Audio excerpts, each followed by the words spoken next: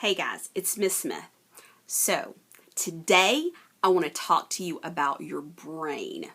You know, that thing that's up here in your head that helps you think and see and move and talk and learn and be who you are. Your brain is amazing, guys. It is more special and more awesome than any computer ever created. Your brain has tons of different parts that have tons of different jobs. And so today, I want to teach you about a few parts of your brain. I love to learn about my brain and how it works. And today, I want to teach you about some important parts of your brain that you may feel like you don't understand or that you're not in control of, but you are. All right, are you ready? We're going to use our hand to create a model of our brain. That's like kind of what our brain might look like if it was on the outside of our head. Okay, are you ready? So take your hand. Pull your thumb in and take the four fingers on top and pull them down. Now look at it from the side. This is sort of how our brain looks inside of our skull. So this front part of our brain is called the cortex. It is that part of your brain that's right here on your forehead above your eyes. This is the thinking part of our brain. Some people call this the wise leader part of your brain because this is the part of your brain that is smart. It's the smart part of your brain that's in control of learning and thinking and problem solving. It's the part of your brain that notices when people need help, when people need kindness. It's the part of your brain that is really working hard when you're at school. And you need this part of your brain to remember things like what 2 plus 2 is and what comes after D in the alphabet. That would be E. Your cortex is really, really important when you're at school.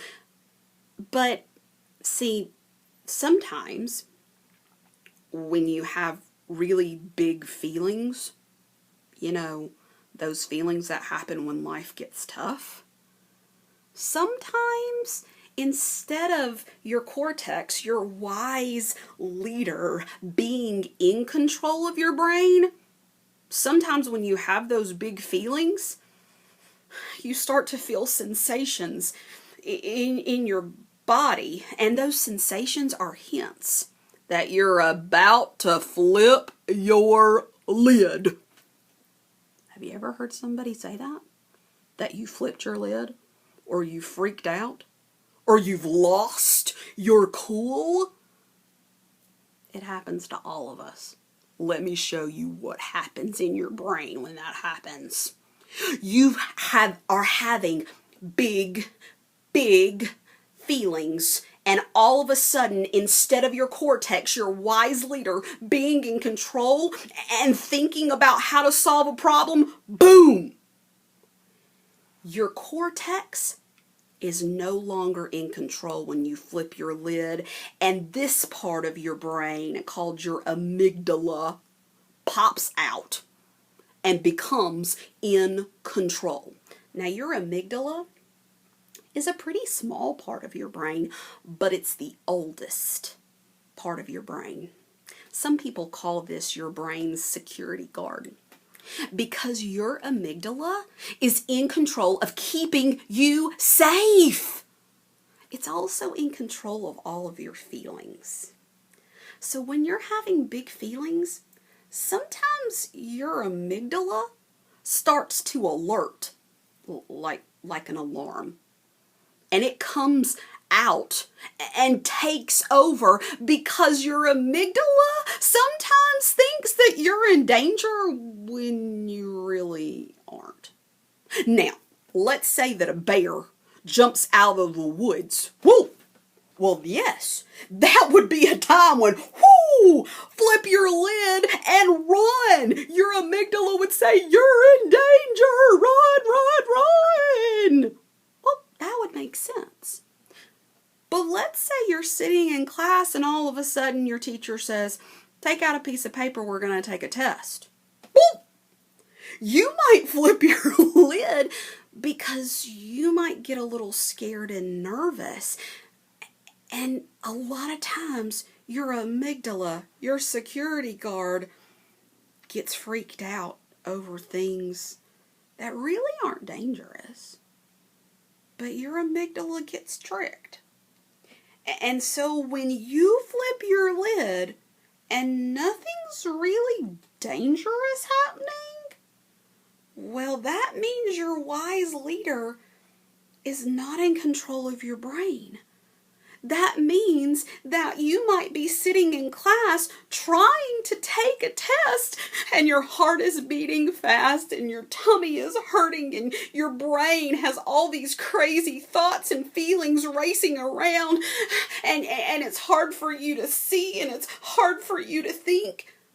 Well, guys, when you flip your lid and there's nothing really dangerous going on, you've got to do some strategies to help get that wise leader back in control of your brain. And you will see from this story that it starts with one simple step. Are you ready? Here's the strategy.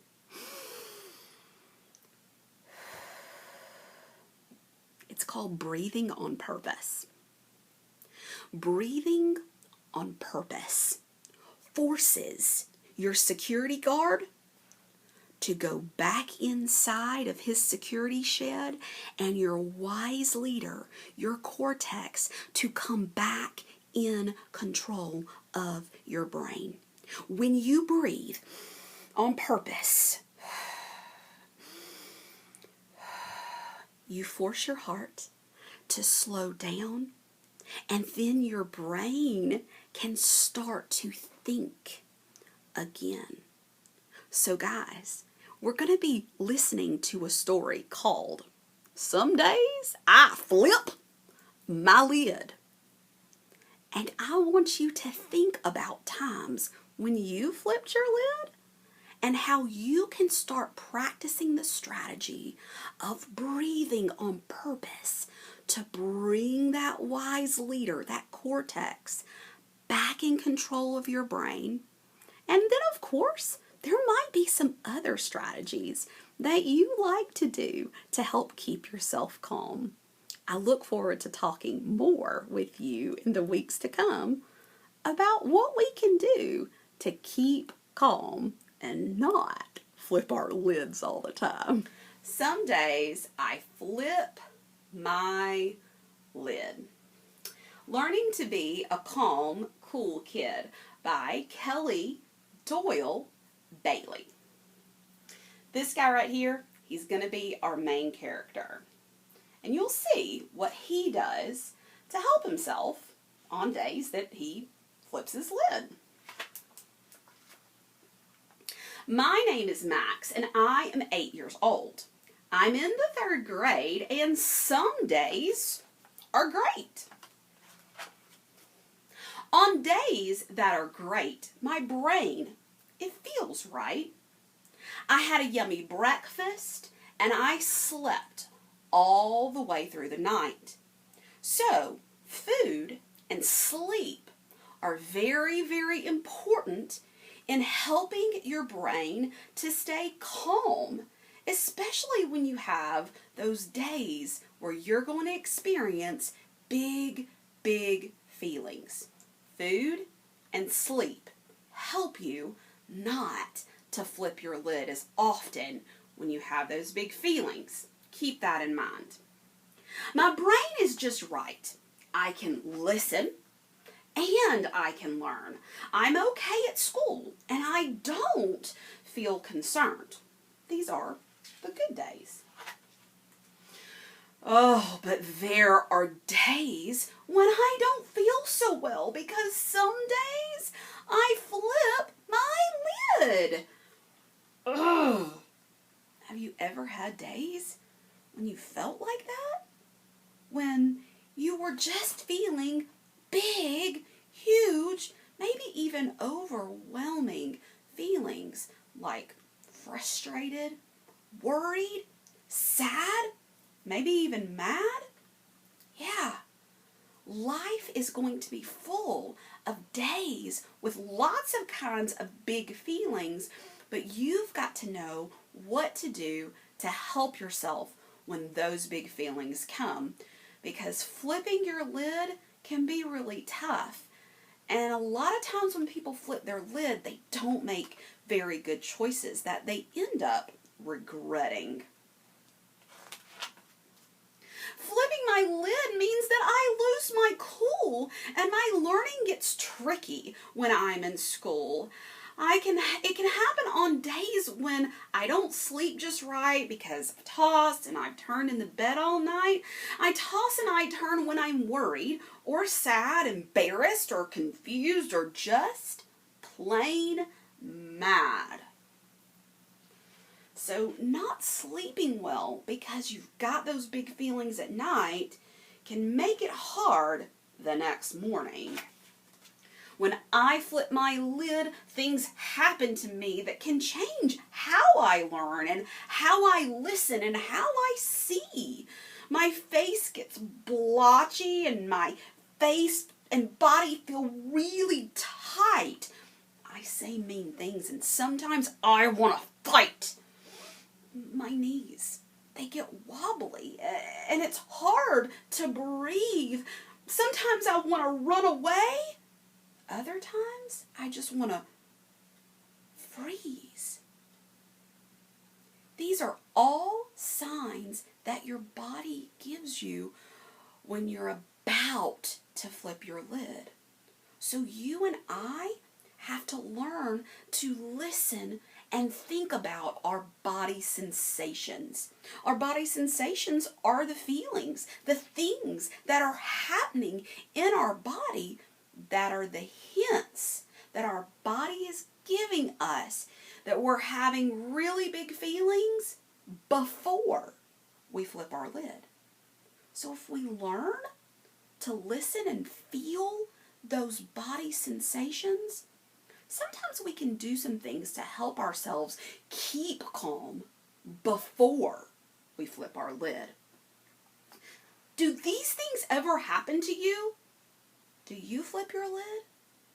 Have you ever just lost your cool as a kid? On days when I get mad, I flip my lid and I fight. It's never okay and it never feels right. When I fight, I'm like a tiger and I'm ready to spring. I roar with my words with my friends who want to swing. Now look, he's on the swing and he's yelling just because somebody wants to share the swing with him. Ugh. Now, I bet that's happened to each of us before. When you're about to flip your lid, a lot of times you just get really mad and things come out of your mouth that are mean or rude or just plain, hateful and mean. I don't really like it when I fight. My brain feels tense and my fists get tight. After I fight and am mean, I still feel mad. So flipping my lid just makes me feel more bad. See?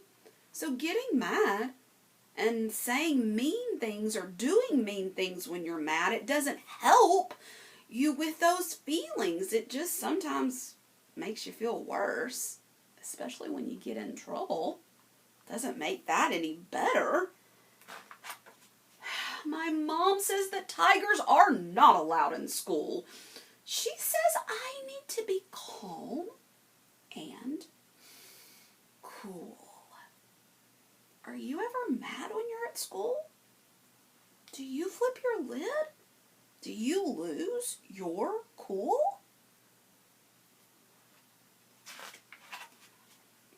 Some days I flip my lid when I'm confused or upset. I sit in my seat in class and I worry, and I fret. On days like this, my brain is not okay. I just want to run or fly away. Sometimes when the work gets hard, you may want to escape. That means you want to get away. You want to go to the nurse, or you want to go to the bathroom. You just want to get away because the work is tough. But escaping, flying away, running away, getting away isn't gonna make the feelings go away. Because if the work is tough, it's probably gonna be tough when you get back to it, right? So, what else could he do? If he's confused, if his brain is just, so worried, because he's confused and he doesn't understand, what else could he do? Instead of running away or dreaming that he could fly away, what could he do? How about raise his hand and ask for help? It's okay to tell your teacher that you don't understand something. It's okay to ask questions when you're confused. That's why you're at school, because you're here to learn. You can't learn by running away to the bathroom or to the nurse or flying away in a balloon. Yeah. Running away is also called flight. I do this on days when my head feels just too light, and when I'm in flight, I'm like a balloon. I soar high and free, and I bounce in the air above the tall trees. Instead of doing his math, he's just somewhere else. Oh, I really don't like it when I fly, because when I settle back down, I just want to cry, because he's still confused. The work is still confusing to him, and instead of asking for help or raising his hand and saying, I don't understand, he's tried to get away from it. After a while, my balloon shrinks and it pops, and I'm still confused and upset, and the worry just won't stop. But my mom says that balloons are not allowed at school. She says I need to be calm and cool. Well, Mom keeps on saying he needs to be calm and cool, but he doesn't exactly know how to do that yet, right? I said yet, because I think he's going to learn. I think he's going to learn some strategies. Are you ever confused when you're at school? Do you flip your lid? Do you lose your cool? Oh, there are days when I'm a little afraid. My belly, it feels jittery, and it doesn't go away. When I'm afraid, I just freeze. My heart, it starts to pound faster, and I feel weak in the knees. There's some more body hints. His heart is beating faster, and he's feeling weak in the knees. Oh, a lot of times when you and I are scared or freaked out or worried or panicked, our heart will start to beat faster, and that means our breathing gets faster. Some people say that they're panicking or that they're worried or that they're freaked out, but that's your body giving you those sensations before you flip your lid. When I freeze, I'm like a snowman and I don't make a sound.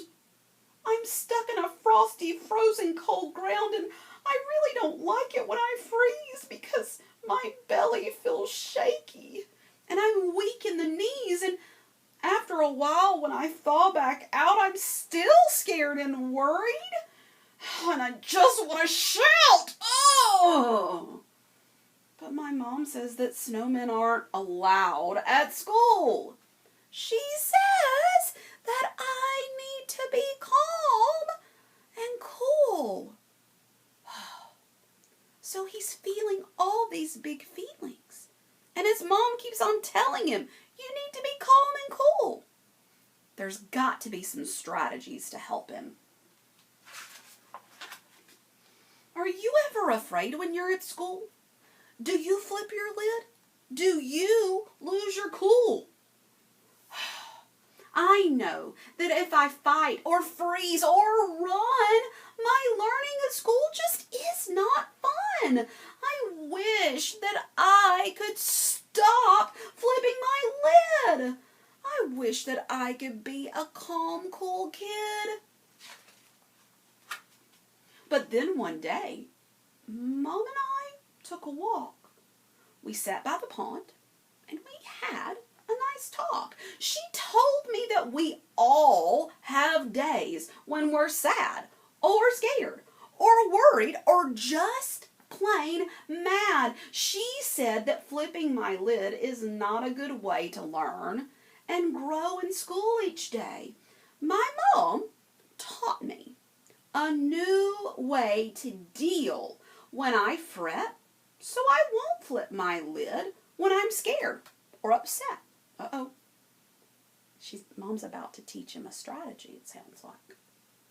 It's called mindful breathing. And it's pretty cool. It's a way to calm down when I'm at home or at school. Mom said it's a choice.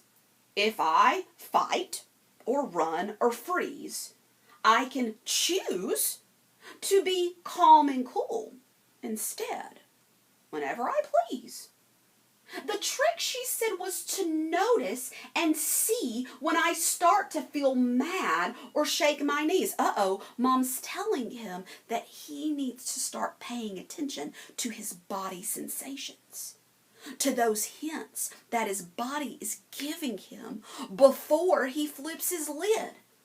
She told me to notice my eyes when they start to close, or when my knees shake, or when my tummy aches, and then breathe on purpose. Right through my nose. So, Mom is saying that when he starts to feel those sensations, he immediately needs to start breathing on purpose through his nose. Breathing on purpose is simple and neat. It can help me relax, and it can be done right in my seat. So you don't have to be anywhere special. You don't have to have any special tools. This is an easy strategy that you can do anywhere. It's one mindful way that helps me to feel safe. I can do it anytime and any place. Here's how you do it. Here's how it's done. It all begins with breath number 1. I'm still while I breathe. It's a part of the fun. It helps me to settle so I don't want to run. So when you are breathing on purpose, sit down, be still, and then start to breathe through your nose. I focus my eyes in just one place. I breathe in and out, and the red starts to leave my face. I breathe in and out as my eyes open wide, and then my body and brain can calm down inside. So breathing in and out on purpose helps your brain and your body, those sensations, to calm down. It's really cool how our body works. Because when we feel big feelings, our heart starts to beat faster and our breathing gets faster. But that's when our brain flips its lid and we can't think and make wise choices. So it starts with breath number 1. Sit down and breathe on purpose.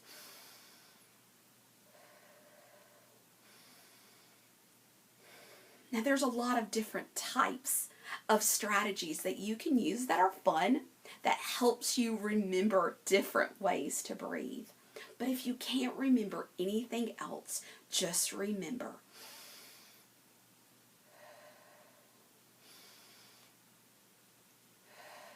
Just breathe. Just breathe. Taking 3 mindful breaths a few moments each day helps me stay focused in a whole new way. Taking 3 mindful breaths makes my brain still and my heart, which is a really good place for my learning to start. So the next time I feel like I'm losing my cool or I flip my lid when I'm at home or at school, I notice my sensations as they come into my body. I'll breathe on purpose and I'll watch those things drift away. Remember, some days are tricky and other days are fun, but no matter what, we can choose not to run. We can decide not to fight or not to fly away too, because breathing on purpose keeps our brains calm and cool. Now guys, that is the end of our story called Some Days I Flip My Lid. And the strategy that they're giving starts with 3 mindful breaths. But guys, there's also other strategies that you can use. And you and your teacher will be getting some strategy cards that look just like this, that you can hang up in your classroom and you can use whenever you're feeling those sensations and you know that you might be about to flip your lid. There's lots of things you can do, but the first one is always to start with those breaths. Once you take some breaths, you're going to start to feel your brain calm down. You're going to start to feel your heart slow down. And then you can think of other things that might be strategies that will help your brain continue to calm down, like counting to 10. Some people just need to count because it helps them to keep breathing. Sometimes you need to stretch or take a little exercise break. Some people who are having those really sad, angry, upset thoughts need to switch their thinking and think of some happy thoughts. Here's a reminder to take your breaths. Some people need to change their self-talk because you may be saying some really sad things in your brain. And those sad words that you're saying to yourself might be causing you to flip your lid. You need to change your self-talk. Some people need to read a book because reading a book is a great strategy that helps them calm down. Other people might just need to ask for a brain break. Raising your hand and asking your teacher for a brain break. Some people like to use the flexible seating, the different types of seats and chairs that are in your classroom, because changing up the seating may help your brain to calm down. Some people need to write down their thoughts. Here's another strategy. Some people just need to take a walk. Maybe you ask your teacher if you can walk around the room and just take a break. Some people just need to walk to the bathroom and back. Just take a walk. Helps your brain and body to breathe and calm down.